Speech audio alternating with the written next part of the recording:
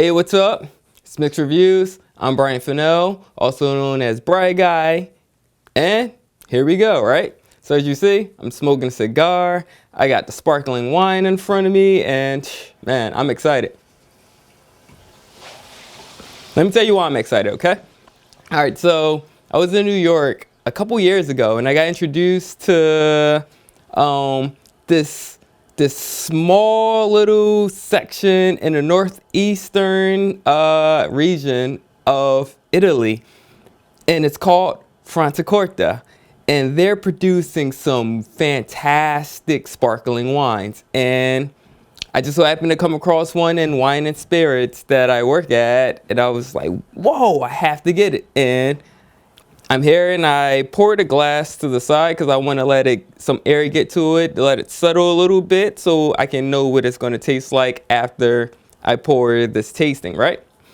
All right, so let's see. How do you even start with this? Do I start with the history? Do I just go in? Whatever you guys want to know, just let me know. But overall, my whole idea is to just let you know if I recommend it or not. From what I remember of Franciacorta, yes. But this is a producer I have not had before. So Franciacorta producing sparkling wines to compete against champagne. So just think of luxury. This is a luxury wine, sparkling wine from an area that's known for Prosecco, right? That changes everything because we all know Prosecco ranges from like $10 bottles all the way to like around $20, maybe some $30 bottles, depending where you're at, what market you're in, like New York or California or something like that, right? Okay.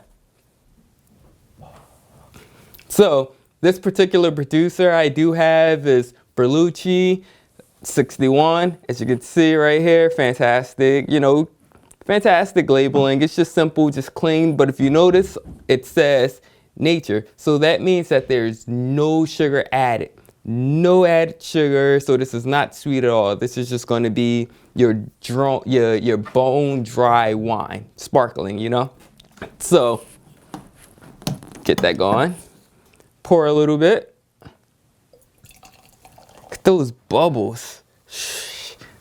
Get me every time, y'all. They get me every time. Matter of fact, I'm gonna just leave this off. Just leave that off. All right. So anytime I see those bubbles and it's like that, it reminds me of egg white cocktails that have that great white foam on top of it that adds texture to it. Whatever. Just went off on a little tangent. All right. So I just gave you a little bit of a glimpse of what Franciacorta, their goal is. So I don't know. I guess the only thing to just do is to sit there and look at it and taste it and tell you what I think, right? Yeah. So as you can see, it's really clear. You can see through that. Its bubbles are just like swirling. It's beautiful. It's just like swirl, swirl, swirl, swirl, swirl. Boop. So teeny. So, I mean, it's just still the champagne method on how they're producing it. Teeny tiny bubbles. Let sit there and age for a while. This is a 2010 vintage. So they started harvest in 2009. And then they just let it rest on the leaves and gives it a little bit more character, et cetera, et cetera, et cetera, All right. Ah, man, that nose is fantastic. It draws you in. Like, it's really floral. I'm still getting like a lot of white blossoms. I'm getting some citrus, some lemon, I'm also getting a little bit of grapefruit within that. And see. But what sticks out even more than that is like this, I don't know if you ever baked rye bread, you get a little bit of pepperiness from it. So I'm getting like this toasted breadiness, that kind of reminds me of rye bread for some reason. It could be, I don't know, it could be the yeast strain they use, but that's me just going down a rabbit hole, But either way, I'm getting a lot of like apple, like green apple, like ripe, There's either, it has a little bit of hogo to it, so I'm afraid to call it like white peach because I think it's more apricot than anything, but You know, it's somewhere around that. It still is a stone fruit regardless. You know, I'm thinking white peach, more so apricot, though. Could be a little bit of both. I mean, there's a lot of minerality to it. Man, this aroma is just enticing, man.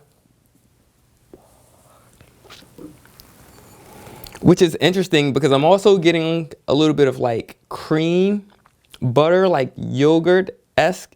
And that could come from just letting it just do the malolactic fermentation, you know, like all of that while it's sitting in these barrels before they bottle it. All right, enough of going down a rabbit hole, you know, because there's so much I could just even go on with the aroma itself. Tasting time.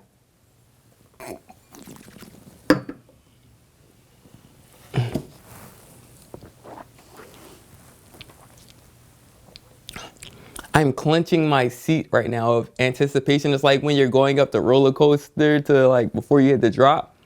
And then, ooh, it's kind of just like that. Because the teeny bubbles are just like making that like crackling sound. It's amazing.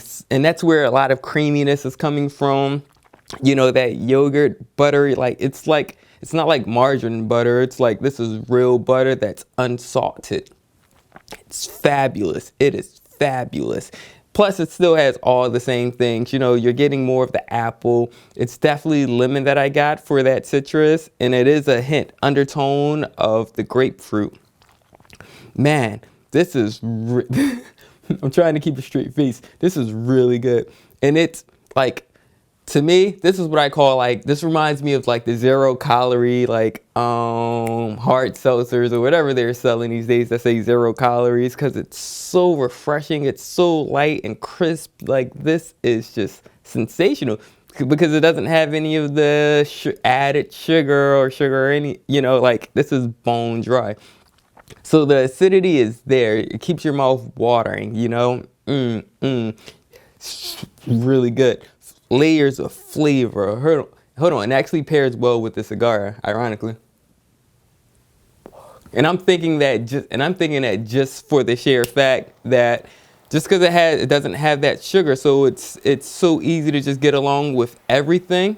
Like it takes me what I want to have with this right now outside of the cigar is like ceviche, shrimp, solids, you know, like when I say solids, I do mean like your summer solids, spring solids. I'll even take a fruit salad.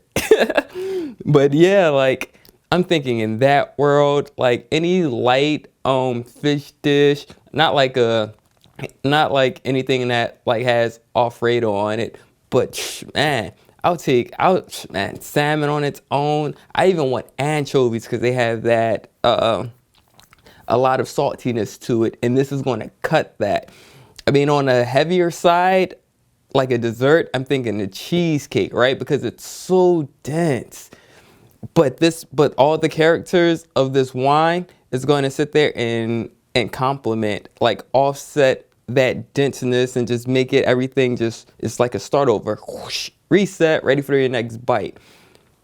Because it doesn't have the added sugar or anything like that. It's just like whoosh, that didn't happen, bring it back. So it's just that euphoric feeling every time you just take a bite of cheesecake and then drink some wine. It's like, whoosh, do it again, do it again, do it again, do it again. You know, it kind of has me going there, you know. And definitely to play off of the creaminess, the butter, you know, the yogurt from the wine. Oh my goodness, that's only going to complement the cheesecake itself if you see where I'm going, you know. But Berlucchi, I do know for a fact that they use 80% Chardonnay grapes, 20% Pinot Noir, and it's all from their own estate. And that's kind of the big deal, and that's what makes Franciacorta so special, because it's a small little place, you know, small little area that takes pride in, no, we grew this and then we turned it into wine. This is our journey, you know, so it tells a story itself, and the quality of it tells you itself, you know. And it's cutting through the smoke, the denseness of the smoke from the cigar. So every time I do that, every time I take a puff and then I take a sip of the wine, clears it out like I just didn't take a puff, you know? It's fantastic. You know, it's nothing else I can really say about this besides that this is an outstanding wine, outstanding sparkling. If you come across this, you should definitely get it. I think I paid around like 30 bucks for it. Maybe 40 at max, and it is surely worth it, you know. I mean, it's not much more I can really say. Besides it's the perfect dance partner. If it wants to take lead, or if you need it to take lead, it's there for that.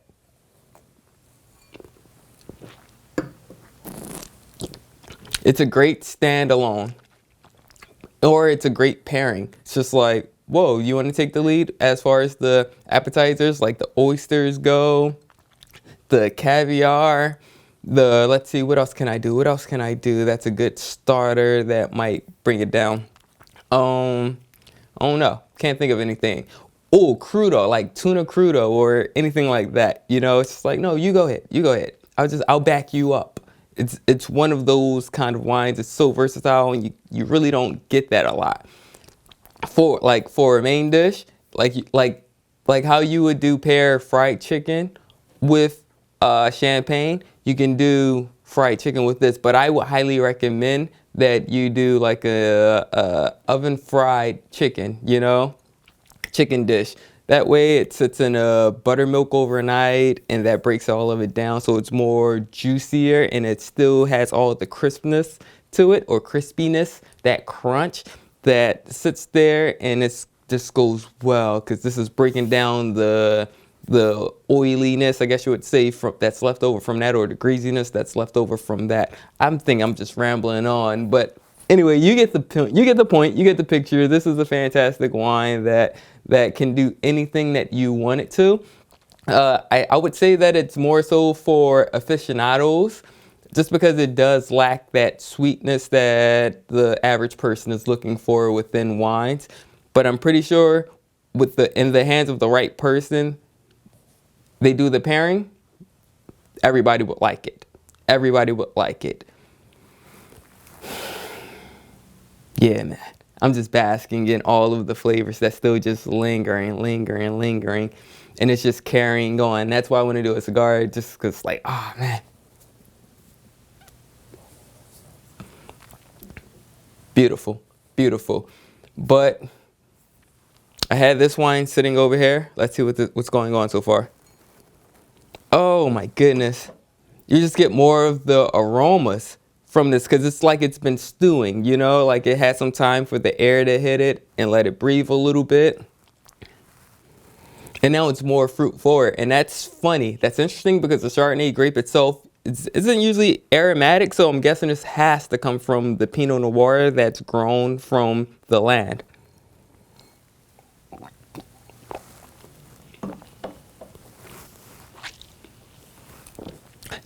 Woo! The texture of it is just starting to come together, because the bubbles, the effervescence is just like starting to dissolve, you know, within the air. So now you're getting like pretty much more so the base wine that still has a little bit of the bubbles that still just sits there.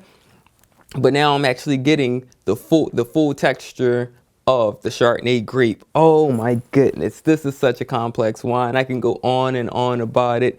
And I'm so glad I thought to do that, because I haven't done that before with any of these tastings.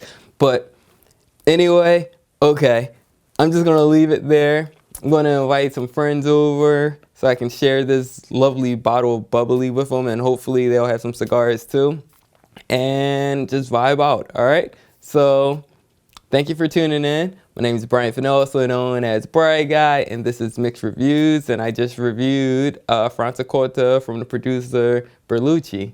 All right, so cheers. I should do it with that glass. I should do it with this glass. Cheers. Thank you for tuning in. All right, see you next time.